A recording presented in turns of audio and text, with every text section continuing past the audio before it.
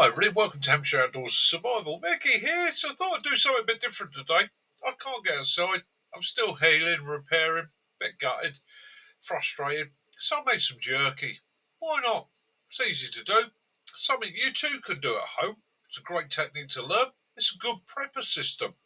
So again, let's go and have a look at the video, see what you think. Mickey.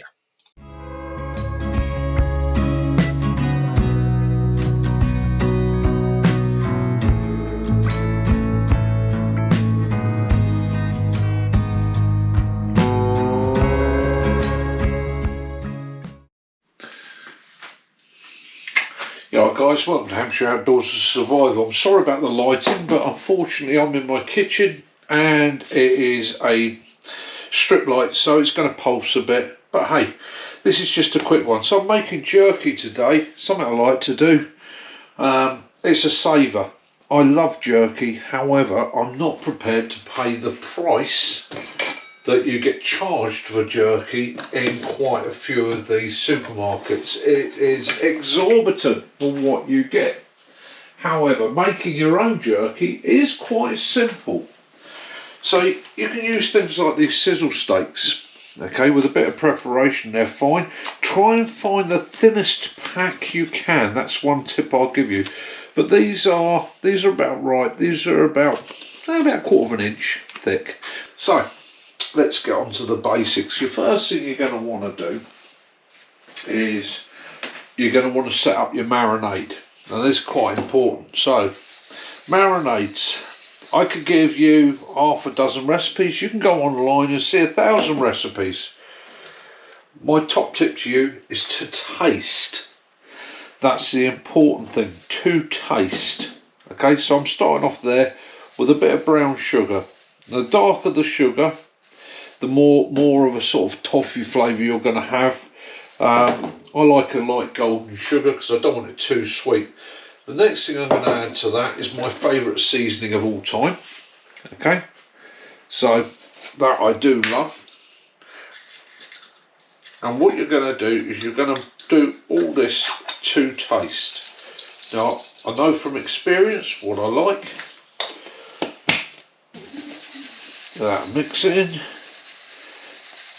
Okay, and like I say, that's a Texan steakhouse, very similar to a Montreal seasoning. Next, I'm going to add some Worcestershire sauce, and I am going to add a good dollop of Worcestershire sauce, probably about a quarter of a cup, because I likes it. Next thing I'm going to add is some soy sauce, and again about a quarter of a cup. Okay. That's it now. I'm not adding any water, I'm not adding any oil. Okay. What I'm going to then do is take my little whisk, give this a good whisk through for a minute or two. This helps to get the sugar to break down a little bit. Now the sugar counteracts the salt, so it's very much like brining and that. Not only are you adding a flavour with this, but the salts in it are helping to draw the natural moistures out of the meat and impart the flavours from this. So very similar to a brining process, and again helps with the preservation. Let's try the flavour. Yep, nearly there. Let's chuck some a few extra chilli flakes in there just for good measure.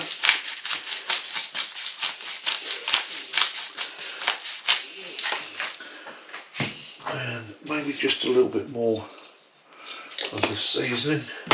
Now you can use any seasoning that you like, and that's the tip, is whatever you like. Go with what you want. I know what sort of flavours I like, so therefore we're throwing that in. You can put paprika in there, you can put curry powder in if you wanted, you can put any other seasoning you want. What I will do, let's add some, just for an effort today, and that is just some black and red peppers. So I like a little bit of a bite to mine.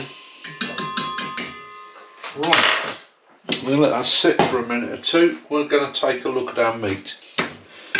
You look at the meat, look at the thickness. Okay, now what you want to do is you want to take off these bits of fat around the edge. So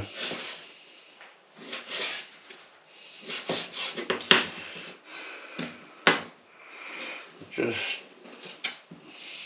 take those off, don't waste that, you can use that in another dish. Right, so you've got your nice slab there, and I would suggest probably about halfway through it. Now as I do these, I drop them into my marinade and I make sure they got a good coating. Again, let's take the fat off of that.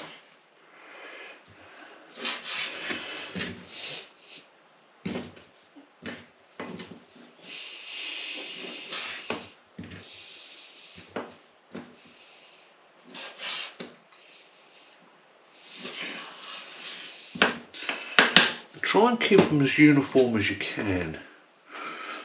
That's a major help as well.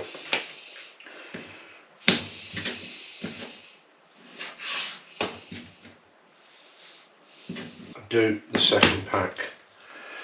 Let's do the second pack because we can do this all in one. Now there are recipes for doing this as a quick effort. There's a quick way and a slow way. The slow way tends to preserve better for longer. The quick way tends to be if you want to eat it now. I could literally soak that in there for an hour and a half, 20 minutes in the air fryer at a high heat, and serve it up as a snack for me and Kaz this evening. Again, if you can't do it that way, do it that way. You're trying to get an even cook on your meat. In fine pieces like that, that's absolutely perfect. Nice 24 hours later. So, do excuse the sound of the oven going. So what you want to do, take your meat, have a look at your meat, and you see it's shrunk back slightly.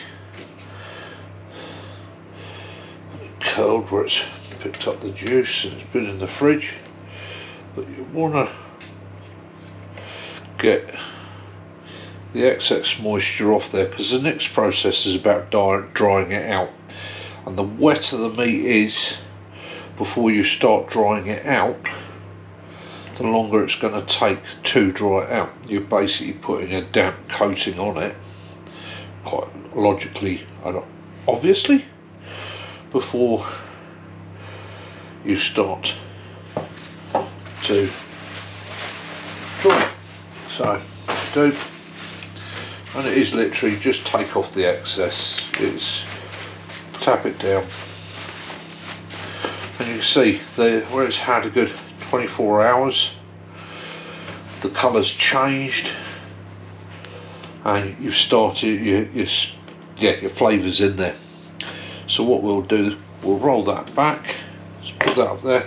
So the next part of the process for the oven jerky, which is, to be honest with you, probably the easiest and most practical for most people, purely because of the size, meaning you can do a bit more than you would in an air fryer. So we'll take that, take a tray or a rack. That rack is one of the racks out of my oven, and then all we're going to do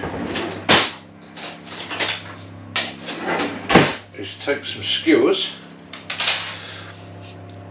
and what you want to do at this point, as my mate Chris would say, come down a good finger's width, yeah, thread your meat on. Again, good fingers width, good fingers width, good fingers width. Now you can use bamboo skewers for this, you can use metal skewers for it, whatever suits you. Now the technique now, space your meat out evenly so that it's not touching. You definitely don't want it touching, and you can get good airflow around all your jerky. So that one goes in that one, that one goes in that one, that one goes in that one, that one goes in that one, that one goes in that one, that one goes in that one. So there we see, and that will just hang on there like that.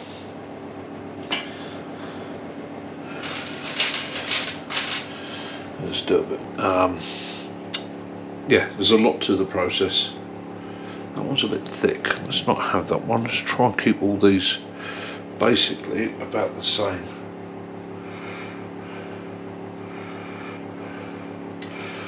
And what we try and do, we try and keep everything spaced equally. So if you've got hot spots in your oven, i.e. lower down might be hotter, or you've got a corner that's hotter, try and space all your meat so it's in an equal place. It's not in that hot spot, otherwise some of the meat is going to dry out faster than the rest of it. Okie dokie. Let's get this in. There we go. There we go. That's my jerky. And you can see how it's hanging, so it's got airflow all the way around it.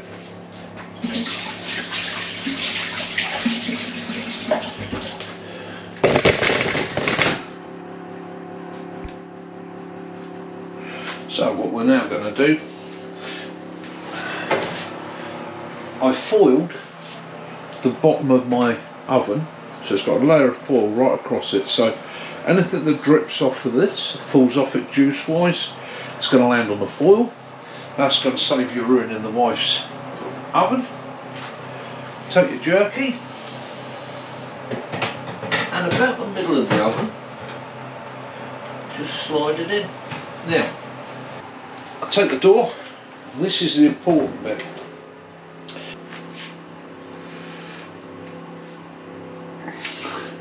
Take the ladle, put the ladle on there.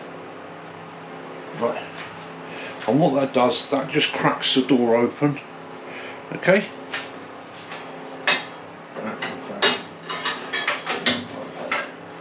That cracks the door open. So air fryer, a pretty much standard air fryer there. So the first thing I'm going to do, waste not want not, take a bit of the baking sheet that we used just now, and what I'm going to do, because again you're going to get drippage. Drippage? Is that a word? Have I invented a word? You're going to get juices dropping off this. So I'm trying to sort of prevent as much as possible from making a mess. Caroline won't appreciate it if I ruin her lovely appliances. So what we're going to do, I'm going to use a little rack like that. Let's pat dry that.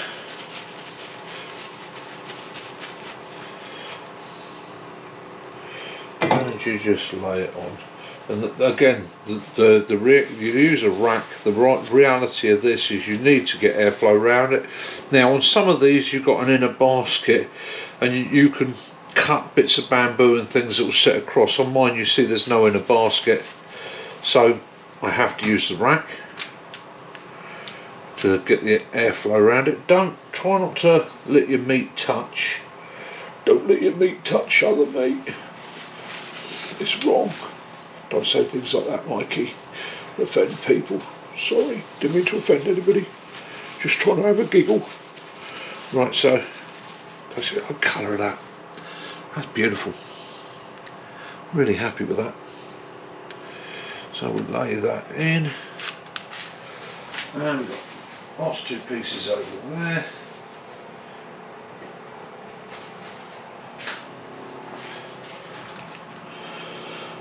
Look at that, calculated that just right, didn't I? That's quite simple. Now, air fryer's a lot quicker way of doing it, but as you can see, smaller amounts. And it doesn't, no, you can do it for a long period, a slow dehydration process on here, because on a modern air fryer like this, you can bring the temperature right down. So I could bring the temperature right down to 50, 60, 70, 80, 100 degrees, okay, and it would do it over a long period of time. But I've recently been told that if I do it at about 180 and do it for 20 minutes, that will jerky it. I don't know, but I'm going to give that a try. Bit of an experiment here. So let's bring that temperature down. Personally, I don't know that that's going to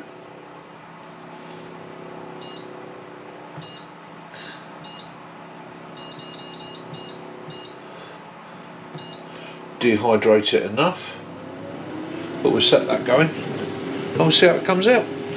We'll have a look. Now, I tend to find jerky done in the air fryer for me tends to be jerky that you're going to eat that day. Because you're drying it that much quicker, it's not as an efficient dryer, i.e. the jerky that comes out of this I might have today or tomorrow. The jerky that comes out of my oven I intend to keep for at least a week. There we go. That should be better lighting for you. Right, so guys, so how did the jerky turn out? So this is the air dried, and as you can see we've got quite a good dehydration in that. So what I've done, I've come out of the oven at 3 hours, which is, yeah, is good enough. And this is the jerky from the oven. So as you see, it's nicely dried out. There's a little bit of moisture, or very small amount of moisture, which is mostly oils that are in there. So when you're selecting your jerky meats, try and select it as lean as possible. It will help you. Right. So what do I do with this now? Well, it's quite a simple option really. I go to my next piece of equipment, which is my vaca. Right, this is a vac sealer. Great bit of kit. Now, if you're into prepping, these aren't that expensive. Okay, they're not very expensive, or they're not that expensive for what they are. But what it will save you in money is absolutely fantastic. The options that it will give you with your kit and your gear will suddenly go in leaps and bounds. Now, this is quite new to me. We've only had this a week, but we've had having a try with it. So the bonus with this is you can take the air out of the packaging. So I can take something like my jerky here, take these little bags. I could put an oxidizer pouch in there, which would remove, or an oxygen removing pouch in there, which would also help a great deal. And I could do a small pack, let's say 4 pieces of jerky to a pack, because again I want this as an out and about walking food, just something to go to as a bit of a treat. So it's quite simple as that. You put it in the pack like that. Okay, so that bag's going to be a little bit large, so we're going to trim that bag down a little bit because I want these relatively small. Okay, that bag goes in there, simple as that. That shuts down, that goes on, and you hit vac and seal, and it goes through the whole process for you. It does it, and all you do is watch for the lights to go out. The light will go out in a second. It's sealing at the moment.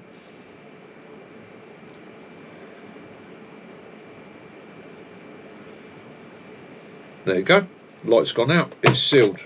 So now when I open that up, I have a perfectly vacuum packed, sealed bag of jerky. That can go in the fridge, that will keep for weeks. Okay, absolutely fantastic. It's a great way to go. It means you can pack things away for weeks. Not only that, it means that when I want to go out for a walk, if I want to throw that in my pack or my pocket, it's protected, it's sealed in there. Doesn't matter if it's raining, doesn't matter if I drop it, it's looked after. Okay, it's not going to get damaged, contaminated or anything like that. So I'll put that to one side, the rest of that, because you've seen that done now. Yeah, guys, Mickey here. So, how did it work out? Well, I'll be honest with you, the air fryer was great for doing small batches. Small batches, say watching a movie that night, okay? Experimenting. Great for little batches. It's quicker, okay? But it's a smaller area. You're not going to do so much. And that's with the basket type air fryer. If you've got one that's got layers on it that is also dehydrator, obviously that improves. Within the oven, you've got a racking system. So I could literally do quadruple the amount of jerky if I wanted to. It's, for me, the better method to use. Crack that door open, and it is literally just an inch. You want enough of a gap to let the moist air leave the oven. I find the best temperature for me is between 80 and 100 degrees. Okay. I've got a friend that does it at 60. I've also got people that do it a little bit higher. So again, it's work out what works for you with your oven and your timings. Don't worry about opening the door and checking it. Okay, that's worthwhile doing. And what you want to look for is things like burning. If it's starting to cook, you don't want that. You actually want to dehydrate it. So with enough heat there to cook it, as the moisture comes out, it will cook. But you don't want it to brown off too quickly or anything like that. You're not making a steak that's going to be pink in the centre. You're trying to remove as much moisture. That removing of moisture obviously stops the enzymes from working because there's no moisture, so the meat doesn't break down anymore. Traditionally, they would add salts and all sorts to it. And again, jerky, when you look back in time, wasn't so much a bit of meat to be chewed off the back of the horse. Quite often, it would be added to moisture when it was time to cook it, so you can make stews with it and things like that. All through all societies, there have been ways of preserving meat through drying, whether it be smoking it over the fire, air drying it, whether it's fish, lamb in Mongolia, or whatever, or goat in Mongolia. Whatever you did, it's there. It's an ancient thing. So the book I'm using at the moment to get a lot of my information from is that one. Very interesting read, well put together, lots of advice, lots of information, and covers all sorts of things. So it covers dehydrating fruit, meat, vegetables, breads, whatever you need to know. Go away, learn, find out, do your own research, have some fun, and make your own jerky. It's cheaper, you make it to your own taste, and you'll enjoy doing it whilst you're there. Great prepping skill to practice and learn. Now, I'm only just starting out on this little movement that way. So again, hit me up in the comments if you think I've done it wrong, if you've got a recipe for me, if you've got a method for me, let me know. And now, guys, stay safe, be good, enjoy, have an awesome week wherever you are. Love those you do, forgive those you don't. And as always, may peace and light be upon you all. Till next time, Mickey out!